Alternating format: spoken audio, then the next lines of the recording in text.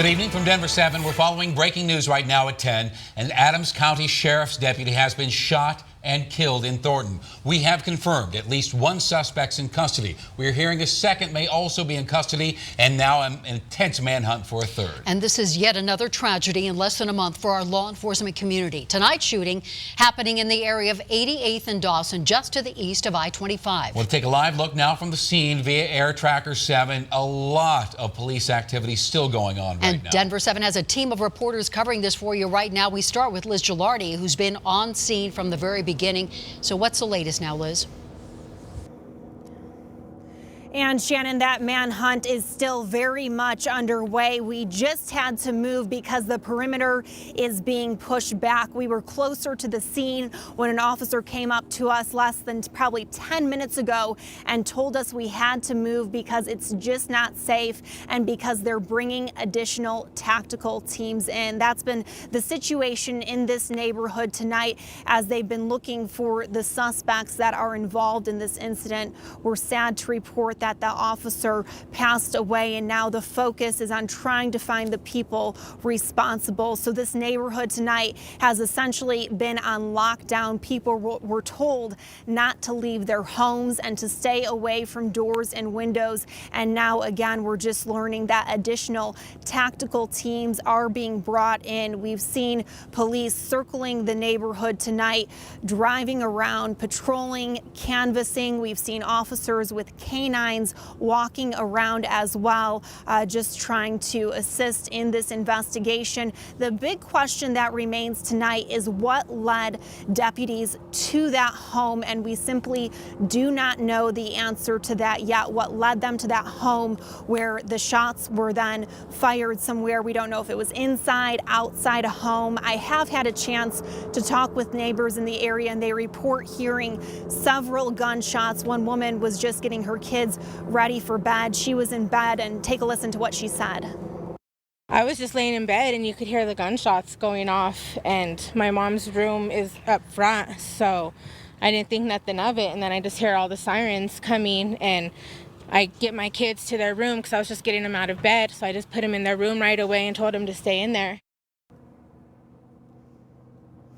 Yeah, pretty terrifying for neighbors, telling them to stay in their homes. And back out here live, we just saw a SWAT vehicle drive past us down the street after we've been pushed back again from that scene because they're bringing in what sounds like some SWAT and tactical crews as they still search for another suspect. So again, this neighborhood tonight is really on alert, and neighbors are encouraged to stay inside because this is still a very active situation out here in Thornton. Reporting live, Liz Gilardi, Denver 7. Yes, and with so many questions, and we have a team of reporters working all angles. Let's get over to Jason Grenauer. He's at Denver Health tonight. Jason, a lot of officers over there. I know how sad these gatherings are when we lose a law enforcement officer. And we've been here since about 8:30 tonight, and ever since then there has been a major police presence here outside of the ER, the ambulance entrance of Denver Health. There have been several officers standing guard. Right now they're just standing under that adult ambulance entrance. There are also several Adams County Sheriff's vehicles parked here. Now, we still don't have any official confirmation from inside the hospital if that deputy who was shot and killed actually made it here to Denver Health, but it is a large police presence and has been for a majority of the evening. We've seen several flurries of activity, including 2 separate incidents where ambulances arrived here and then someone was wheeled in as officers held up a white privacy sheet. Now, we have seen DPD and Adams County Sheriff's vehicles come and go with their flashing lights on throughout the course of the evening here around 9:09. I was standing out here on the corner. We actually saw several uniformed officers, it's unclear from what jurisdiction, actually enter that ER holding a folded American flag. Since then, several civilians, as people in plain clothes, have also arrived here to this ambulance entrance in tears. Now, again, we still don't have confirmation that the deputy arrived here at Denver Health. This is just what I've been seeing since getting here more than an hour ago, but this is a major law enforcement presence here at Denver Health. Still some flashing lights, still a majority of officers out here. If I had to describe just the scene from just across the street as we've learned what happened, it would definitely be somber. We're still trying to learn more from inside the hospital at this point, and as soon as we do, we'll pass it along to you. For now, reporting live outside Denver Health, I'm Jason Grenauer, Denver 7. So sad. Jason, thank you. And before we leave that scene, I want to mention we still do not have the identity of that sheriff's deputy who was killed tonight. And we do not know if it's male or female, and we're working on that as well. That's right. Our team coverage continues. As you can see, Jackie Crea joins us live at the substation in Commerce City. And Jackie, we're waiting on a news conference from Adams County Sheriffs to start there. So what are you seeing? What are you hearing? Well, we've been here for about an hour, and in Shannon, we're about 4 miles from the scene, as you said, at the substation, and definitely a sense of urgency here, a solemn feeling here tonight as we see detective after detective arrive, driving here to this building, because as we know, there's members of the critical incident investigative team that gather here, as they do in most of these instances. Their job tonight is to start the investigation into what happened, but we've also seen several vehicles leave, at least one with lights on, because we're not very far from this scene. And that sense of urgency, as I said, because the situation is still fluid. They're still looking for a suspect, while many of them mourning and dealing with the loss of one of their colleagues. So we're waiting to find out more information. As we know, locations in the area, like we heard from Regis University tweeting at Denver 7. We know an employee at the nearby Walmart saying they were on lockdown, as my colleague was describing.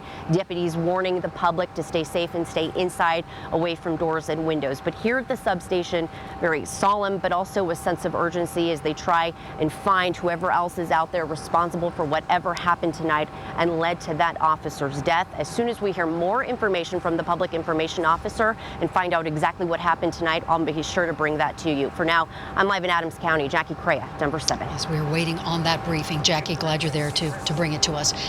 Now, already words of condolence are already being shared. State Representative Joe Salazar, whose district encompasses that neighborhood where that shooting happened, he says he will call for a moment of silence on the House floor tomorrow. And of course, our condolences from all of us here at Denver 7 to that deputy, the Adams County law enforcement community, and all the law enforcement here in this area. I want to continue our team coverage with our chief investigative reporter. He is in tonight. Tony Kovaleski joins us from the newsroom. What do we know this hour about the suspect or suspects, Tony?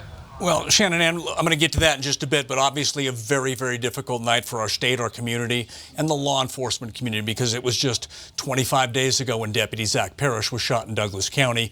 Our community still dealing with that. Now what happens here? And now you were asking about the identity. You were talking about the fact that we don't know that yet. Based on history, I can tell you it's probably going to be several hours before they announce that. There are meetings going on right now, I'm sure, between the sheriff and family and extended family, and that is top priority. Once those issues are addressed, then I think they will likely release that name, but don't expect that for several hours. Right now, let's talk about the suspect. We have some video from about 8:40 tonight, and I want to take a look at what appears to be one suspect being taken into custody by two deputies. Take a look in the lower right-hand side of your screen. You can see it highlighted. They're going to be walking out. This is the 8600 block of DeSoto in Adams County, and you will see the suspect in handcuffs walking out. Now, we're getting conflicting reports. We were told about 45 minutes ago that they were searching for two other suspects in backyards around the area. We've got from a single source that one other suspect may have been arrested, but again, the search is ongoing. We do know that those two deputies walked out. One suspect at about 8:40 this evening in Adams County. That's the 8600 block of DeSoto, and they're continuing their search. Bottom line here, a lot of intense law enforcement activity right now in Adams County. We are continuing to work our phones and our sources, and we'll have updates for you throughout the night. Ann? Tony Kovaleski, thank you for that tonight. Thank you. Can we give you another look right now from Denver Health? This literally just came into our newsroom. A medical helicopter just landed there at the hospital. We don't know if this is a deputy arriving at the hospital, but we do. A medical helicopter just landed at Denver Health. We have our crews watching every possible scenario right now, but as you can see, a crowd that has gathered outside the ambulance entrance there, and as we have all seen and described, it is a very somber scene outside Denver Health tonight. And that's why other departments from around the metro have been tweeting out their condolences for the Adams County Sheriff's Department since we first got word of this shooting. They include Parker Police Department, the Lakewood Police Department, the Douglas County Sheriff's Department.